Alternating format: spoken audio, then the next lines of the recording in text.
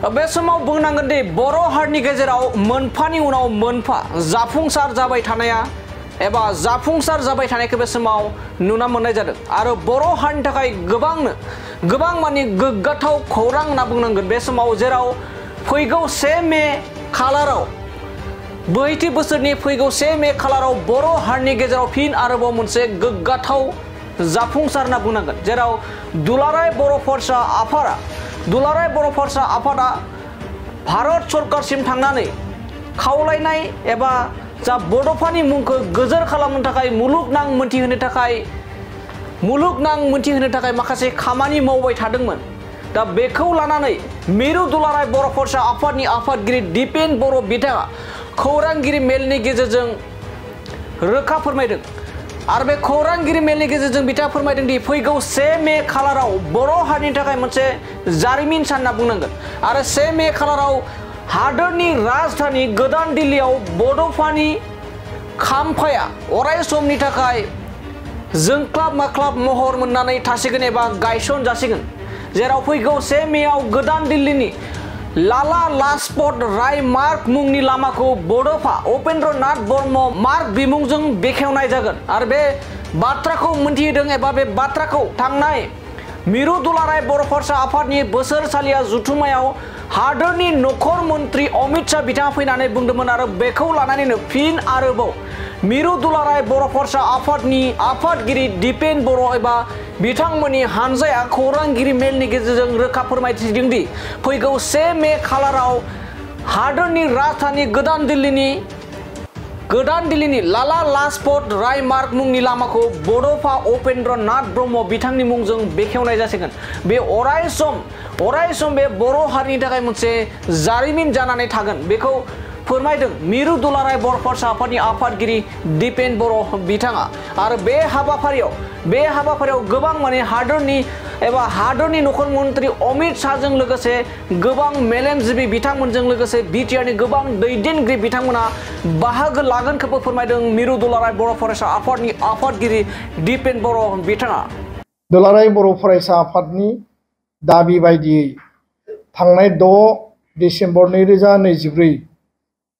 Parliament हाउसआव भारतनि नखर मन्त्रि अमित शाह बिथांखौ जों लोगो हमदोंमोन आरो बे लोगो हमनायनि समाव दुलाराय बर' फरायसा आफादा एकर्ड इमप्लिमेन्टेशनजों लोगोसे बड'फानि मुङै आलादा मोनसे मेम'रेन्डाम जों होदोंमोन जे बड'फानि मुङै गोदान दिल्लीयाव मोनसे लामानि बिमुं होनानै बड'फानि स्टेचुखौ गायसननांगौ होननानै आरो भारतनि नखर मन्त्रि बिथाङा 57थि दुलाराय बर' फरायसा आफादनि कनफारेन्सआव दतमायाव फैनानै बिथाङा कमिटमेन्ट होदोंमोन जे बे हाबाफारिखौ मावफुंगोन होननानै। दा जोंनिसिम खौरां सफैदों फैबाय थानाय 1 मे तारिखआव भारत सरकारा दुलाराय बर' फरायसा आफाद आसाम सरकार बिटिआर सरकार जथाय बानजायनायनि गेजेरजों भारत सरकारनि नखर मन्त्रिनि बाहागो लानायजों जों बयबो मिजिंथिदों बिथांनि बाहागो लानायजों आरो बिथांखौ बेयाव बाहागो लानायखौ जों बयबो आसा खालामदों। लोगोसेनो आसामनि गिबि मन्त्रि डक्टर हिमन्त बिश्व शर्मा आरो दिल्लीनि मानगोनां गिबि मन्त्रि रेखा गुप्ता लोगोसे बिटिआरनि चिफ प्रमद बर' बिथां आरो बिटिआर आरो आसामनिफ्राय गोबां एकाडेमिशियान गोबां माखासे इन्टेलेक्सुवेल्स जोंनि माहारियारि आफादफोरनि गौथुमफोरनि दैदेनगिरि बिथांमोन सरकारि बेसरकारि गासैनिबो बाहागो लानायजों बड'लेण्ड हाउसनि साखाथियावनो थानाय लाला लाजपत राय मार्गजों जि मेन रडनिफ्राय ओंखारनानै इउ टार्न 835 मिटार गोलाव आरो 50 फुट गुवार बे लामाखौ बड'फा उपेन्द्र नाथ ब्रह्म मार्ग बिमुङै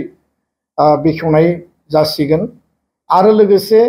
बेयाव थानाय गल चक्कराव बड'फानि मुसुखाखौ बेयाव बेखेवनाय जागोन आरो बे हाबाफारिखौ मावफुंनायनि थाखाय दुलाराय बर' फरायसा आफादा हाबा मावगासिनो भारत सरकारा हाबा मावगासिनो बिटिआर आरो आसाम सरकाराबो हाबा मावगासिनो दङ। दा बे हाबाफारियाव जाहाथे बयबो लोब लोब बाहागो लाहैगोन आरो मोजाङैनो जाफुंगोन भारतनि गाहाय मन्त्रि नरेन्द्र मदि बिथां आरो नखर मन्त्रि अमित शाह बिथांखौ जों धन्यबाद बावदों बर' माहारिनि जानानै आसामनि बड'लेण्डनि जानानै जे बिथांमोना बड'फाखौ नेशनेल लेभेलाव जोंनि हांख्रायनाय दाबि बायदियै लानानै एस्टाब्लिश खालामनाय आरो बे मर्यादाखौ होनायनि थाखाय जों गोसो गोरबोजों साबायखर बावदों।